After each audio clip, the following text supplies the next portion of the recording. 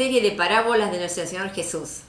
Hoy vamos a ver la parábola del rico y de Lázaro, que la encontramos en Lucas capítulo 16, a partir del versículo 19 hasta el 31.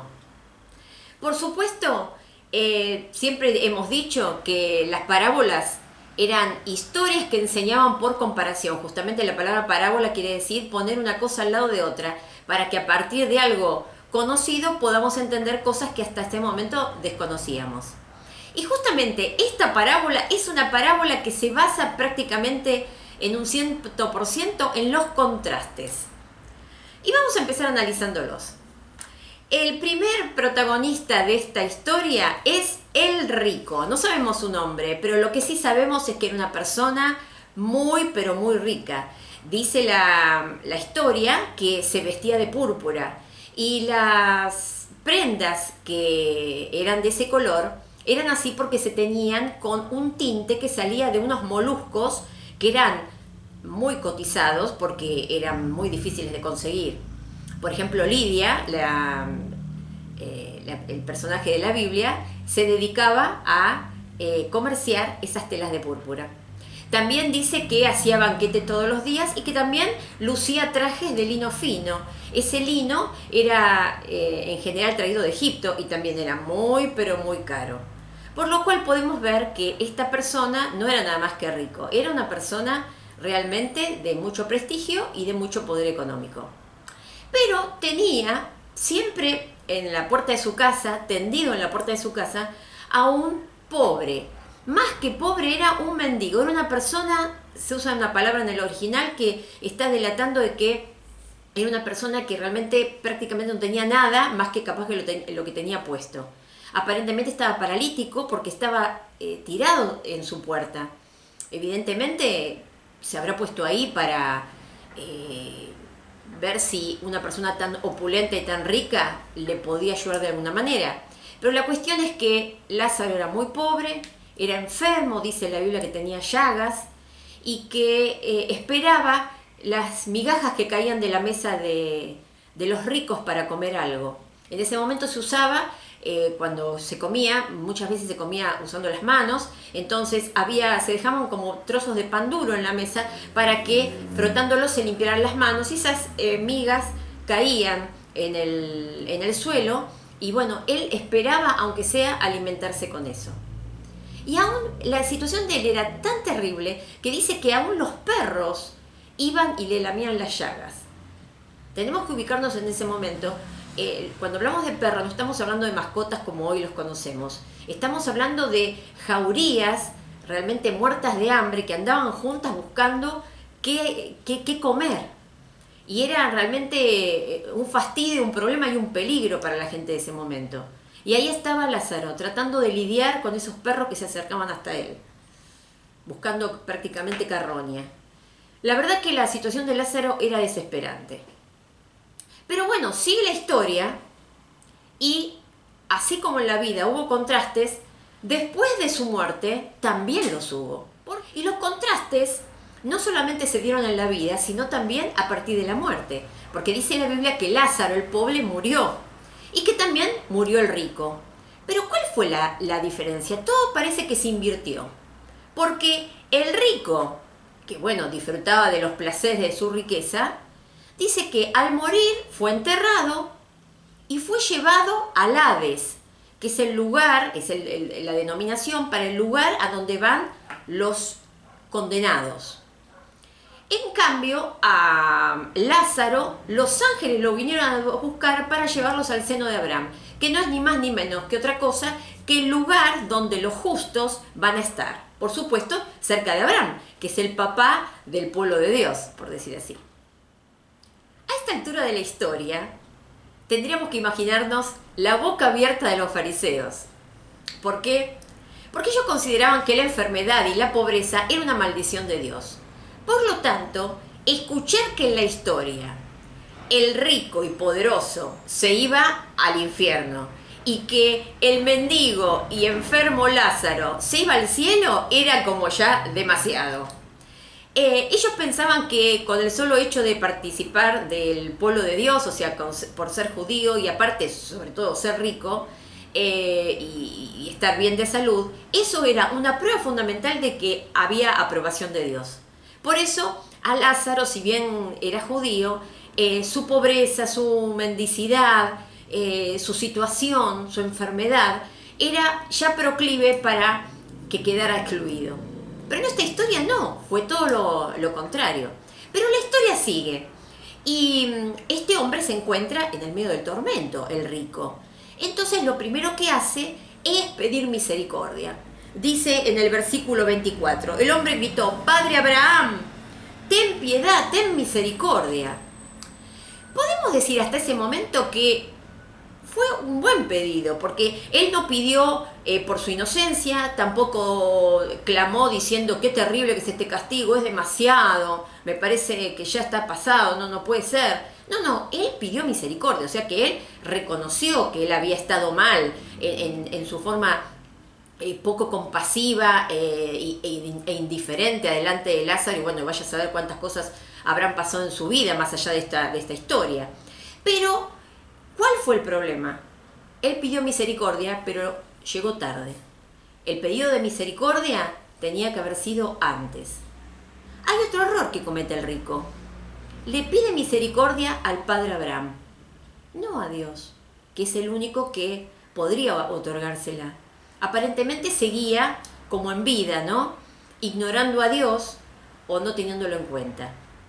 El rico continúa con su clamor y le dice al padre Abraham: por favor, te pido que mandes a Lázaro a que venga y aunque sea con un dedo, moje mi boca y me saque un poco de este sufrimiento. Lo cual también estaba indicando que no cambió demasiado la actitud del rico. El rico seguía considerando a Lázaro como un ser inferior, una persona de otra categoría, insignificante, porque pretendía que Lázaro dejara el cielo para ir hasta el infierno donde él estaba, a que le sirviera aunque sea una gota en su boca de agua. Pero fue denegado. Abraham le dijo que no, pero él sigue con el pedido. Entonces le dice: por favor, mándalo ahora a Lázaro, si no quiere venir hasta acá o no se puede que venga hasta acá. Entonces que vaya a ver a mi familia. Yo tengo 5 hermanos y si él apareciera de los muertos, seguramente se arrepentirían y se volverían a Dios. Evidentemente, Lázaro estuvo mucho tiempo delante de la casa del rico, porque sus hermanos, que seguramente lo irían a visitar, lo conocían, porque si no, ¿cómo lo hubieran reconocido, no? Si él volvía de los muertos. Pero la cuestión es que eso también fue denegado, porque Abraham le dijo: ellos tienen a Moisés y a los profetas, ellos escribieron de esto, así que los lean. Él le volvió a pedir: por favor. Sin embargo, vuelve a decirle a Abraham: si no escuchan a Moisés y a los profetas, tampoco se persuadirán, porque alguno se levante de los muertos. Qué raro esto, ¿no? Porque nosotros vemos que Jesús también usaba señales y milagros para confirmar su deidad, o sea, para confirmar que él era quien decía ser el Hijo de Dios. Y entonces acá lo vemos a Abraham, que rechaza cualquier tipo de señal. Bueno, tenemos que comprender que justamente el Señor Jesús usaba los milagros, las sanidades, la expulsión de demonios y todo ese tipo de señales, justamente para eso, para confirmar quién era Él. Pero para confirmar nada más. Porque evidentemente una persona que creía en Él ratificaba esa fe a través de esas señales. Una señal puede ratificar la identidad de alguien, pero nunca puede curar la ceguera espiritual. La ceguera espiritual únicamente se cura a través de la fe que viene por oír y oír la palabra de Dios, como dice Romanos 10:17. Por eso, Abraham vuelve a decirle que vaya a leer a Moisés y a los profetas. Ahí está todo. Ahora, la historia termina aquí y, bueno, la idea es cuáles son las lecciones que nos deja. Bueno, yo por lo menos encuentro 2. La primera cosa que nos enseña es una advertencia en cuanto a lo que es el infierno. Muchos minimizan el infierno, muchos piensan que directamente no existe, pero la realidad es que hay un infierno y que todos nosotros estamos condenados a él. Salvo que el Señor nos salve, nosotros vamos hacia el infierno. Dice Romanos que la paga del pecado es muerte, mas la dádiva de Dios es vida eterna en Cristo Jesús. Pero, ¿cuáles son las cualidades de este infierno del cual tan poco hablamos y que realmente tendríamos que hablar más y contarle más y compartir con la gente? Porque si bien es cierto que nosotros compartimos en general un Dios de amor, un Dios de misericordia, también es cierto que el Señor es también un Dios justo y que cuando dice que hay un infierno y que mucha gente puede ir ahí, es porque es verdad. Y bueno, vamos a ver algunas características de este lugar. El infierno, por un lado, es un lugar de separación, es decir, un lugar en donde ni Dios, ni ninguna cualidad que tenga que ver con Dios va a estar ahí. En Romanos 3:23 dice, por cuanto todos pecaron y están destituidos de la presencia gloriosa de Dios. Quiere decir que ahí no va a estar Dios, pero tampoco va a estar ni su amor, ni su paz, ni su gozo, ni su compasión, ni su bondad, ni nada bueno, nada. Lo cual ya tenemos la cualidad principal del infierno, que es que está totalmente contrapuesta a lo que es Dios, sencillamente porque Dios no va a estar allí.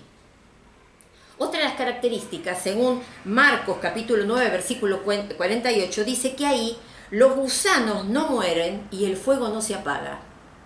Algunos creen que con esto de que el gusano no muere tiene que ver con la culpa. Es decir, nosotros, como se ve claramente en la historia, vamos a ser absolutamente conscientes en nuestro paso a la eternidad, ya sea para vida eterna o para condenación. Entonces, los que vayan a la condenación van a estar lidiando con la culpa y con el remordimiento todos los días, Dice también Daniel 12, versículo 2, dice, los que duermen en la tumba despertarán, unos para vivir eternamente y otros para la vergüenza y el horror eternos. Quiere decir que la vergüenza y el horror van a ser características del infierno. Cuando pienso en vergüenza, ¿saben en qué me acuerdo? De Adán y de Eva. ¿Se acuerdan cuando ellos pecaron y el Señor Dios se acerca a ellos para preguntarles qué pasó, como una forma para que ellos reflexionen? Ellos se escondieron porque tuvieron vergüenza. Esa vergüenza los hizo separarse entre ellos y, por supuesto, separarse y huir de Dios. Así que me parece que una de las características del infierno va a ser un individualismo a ultranza, que va a hacer que aquellas personas que estén en el infierno vivan absolutamente separadas y tratando de sobrevivir como se pueda, pero sin la interacción y el contacto con otras personas. Va a ser vergüenza y horror. Y también dice que Apocalipsis 14:11, que va a ser un lugar en donde no habrá ni reposo, ni de día ni de noche. Todas estas características nos muestran que el lugar llamado infierno, ese lugar donde Dios no está, va a ser un lugar terrible y del cual también tenemos que hablar. Fíjense cuando leen la palabra, ¿cuántas veces el Señor habla del infierno? Evidentemente nos está advirtiendo, no solamente a nosotros, que nosotros ya hemos creído en el Señor Jesús, entonces no lo vamos a conocer, pero sí para que lo tengamos en cuenta, porque es algo que tenemos de lo cual hablar. La segunda cosa que aprendemos es que hay una sola forma para conseguir la salvación de ese infierno. Hay una sola forma, y es a través de la fe. En esta historia parecería como que no queda claro por qué el rico va al infierno. ¿Fue porque era egoísta? ¿Porque no tuvo compasión de Lázaro? ¿Porque a pesar de que lo veía cada día tirado en la puerta de su casa, él pasaba indiferente? Bueno, evidentemente esas obras, o esa forma de actuar, esas actitudes, están mostrando algo que está dentro del corazón. Pero no hay duda de que él no es que va al infierno por ser egoísta. Él va al infierno sencillamente porque no le creyó a Dios. Y cuando digo de creerle a Dios, no es esa creencia que dice, sí, ¿cómo no? Yo creo en Dios, hay un Dios que creó todas las cosas. No, con esa fe, ese tipo de fe no alcanza. La fe de la que estamos hablando es la fe que cree en Dios, cree a Dios todo lo que Él ha revelado en su palabra y obra en consecuencia.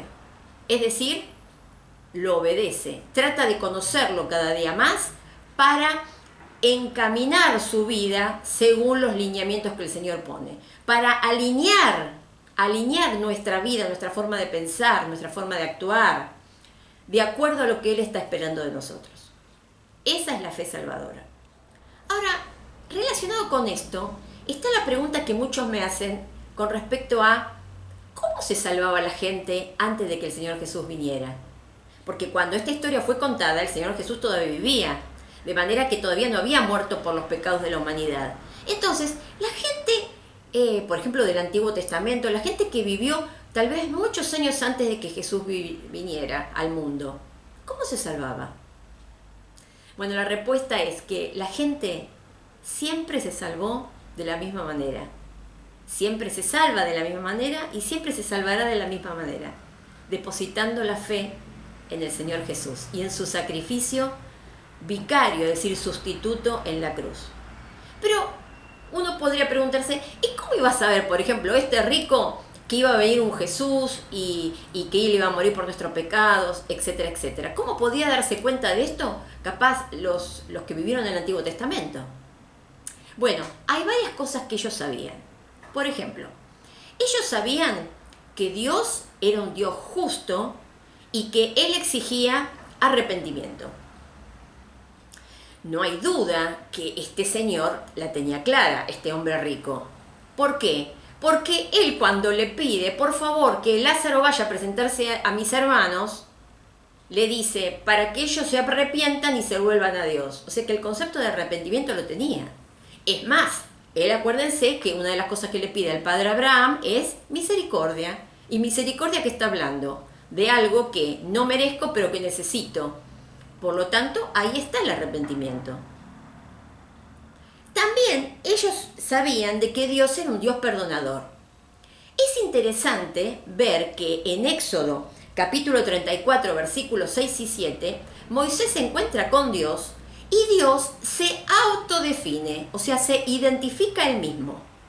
Entonces, si nosotros no le hubiéramos leído nunca ese versículo, podríamos decir, ¿cómo se identificaría a Dios? Y hubiera dicho seguramente, yo acá estoy, soy Dios, soy poderoso, conmigo no se juega, así que tengan cuidado. O cosas por el estilo, mostrando su magnificencia, su poder, su autoridad.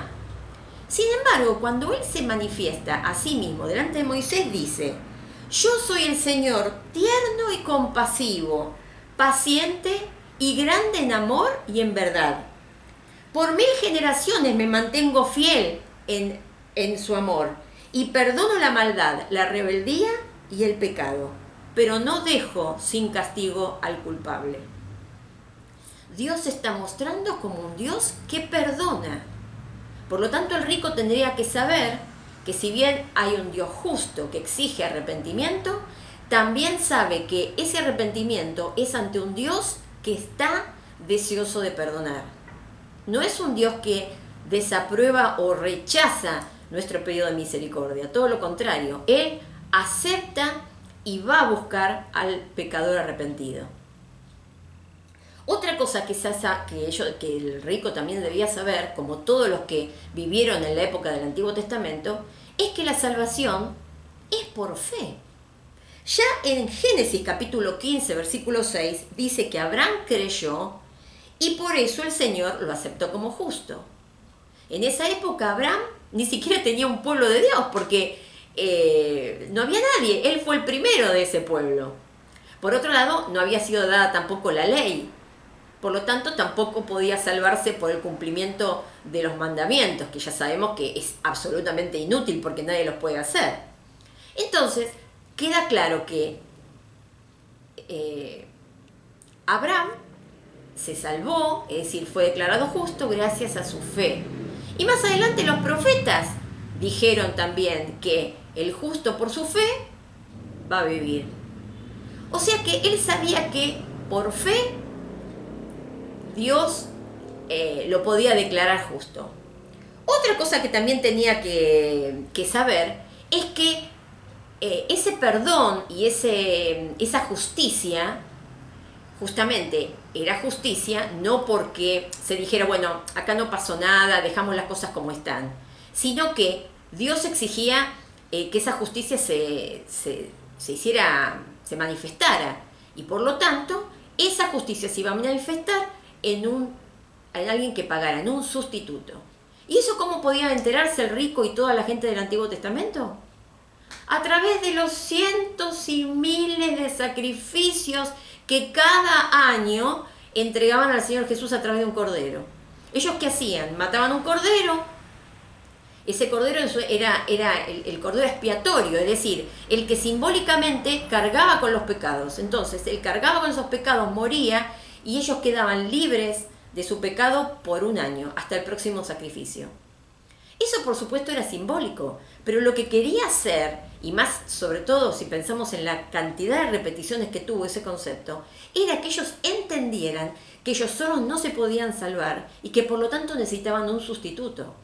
Por eso después termina viniendo el Señor, que termina siendo el Cordero de Dios que quita el pecado del mundo. Es decir, el Cordero que al ser Dios pero también hombre, puede cumplir con todas las reglas del Antiguo Testamento, morir a favor de su pueblo y por fe puede cada uno de nosotros aceptar el perdón que ese sacrificio tuvo en la cruz. Y que no se tiene que volver a repetir nunca más, porque no era como el de los corderos que surtía efecto nada más que por un tiempo. La salvación de nuestro Dios es eterna.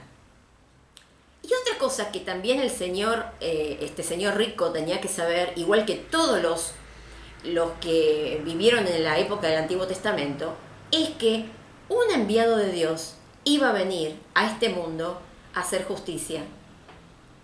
¿Cuándo dijo eso? Bueno, ya en el Génesis, en el capítulo 3, luego de la caída, en el versículo 15, queda claro que un descendiente de la mujer iba a llegar hasta la tierra e iba a aplastarle la cabeza a Satanás. Quiere decir que el rico, como cualquier persona que había vivido antes de la llegada de Jesús, sabía que Dios exigía, como justo que es, exigía arrepentimiento. Que era un Dios perdonador, que era un Dios que iba a dar salvación, pero a través de un sustituto, y que alguien enviado por él iba a venir a este mundo a pagar por los pecados. Evidentemente, el rico tenía esa información. Pero como dijimos antes, no bastó con que él conociera. Él no obró en consecuencia. Es decir, él conocía quién era Dios, pero no tomó en serio lo que Dios decía. Por lo tanto, no le creyó a Dios. Él vivió su vida. Por eso él fue al infierno. Ese fue el motivo, porque no tenía la fe puesta en el Señor Jesús. Por eso entonces esta parábola nos lleva a pensar, por un lado, aprovechar oportunidades para decir cuál es la consecuencia de vivir acá en la tierra una vida alejada de Dios. El infierno espera a todas aquellas personas que tienen a un Dios de un lado, lo dejan de lado, no lo tienen en cuenta, tal vez creen que existe, pero que no es relevante en sus vidas. Tenemos que creer en Él y alinear nuestra vida a lo que Él ha revelado en su palabra. Y por otro lado, así como se le negó que Lázaro fuera a presentarse resucitado como una señal para crear fe, porque en definitiva la fe únicamente viene por escuchar la palabra de Dios. Entonces, tomemos conciencia de lo importante que es para nosotros que sigamos compartiendo la palabra de Dios a la gente. Únicamente la palabra de Dios es la que puede abrir los corazones y romper la ceguera espiritual que nuestra naturaleza pecadora, la que nosotros traemos de fábrica, de origen, esa únicamente la puede romper Dios. ¿Y saben qué detalle? Del rico no sabemos el nombre, pero del pobre sí, del mendigo sí, se llamaba Lázaro. Y Lázaro es un nombre que quiere decir el que ha sido ayudado por Dios.